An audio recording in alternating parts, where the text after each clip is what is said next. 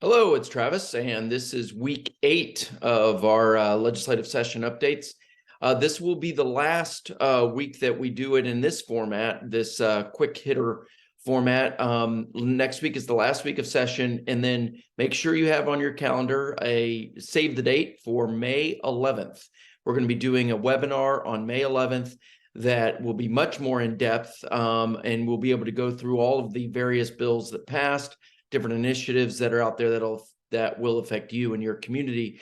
That will be May 11th. We'll get information out to you on that. I believe it's 11 in the morning on May 11th. So make sure you have that on your calendar. So we're getting into the very final approach here as we end session. House Bill 919 passed the House this week. The Senate companion bill, which is in better shape as it relates to, this is an HOA bill. So those of you that are in condos, not something that will affect you at this time.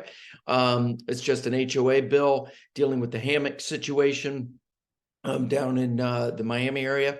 So the Senate Bill 1114 had passed its last committee on Monday of this week, so it could be put onto the calendar. I suspect that language would be the language that would go over again. It's a little better as it relates to fining, and it's certainly much better. Both bills much better than as they were originally proposed. The 4D fix bill that we've been working very hard on, again, it had passed the House. Passed the Senate as Senate Bill 154 earlier this session.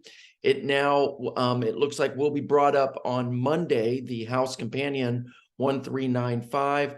It's looking like Monday, that last week of session.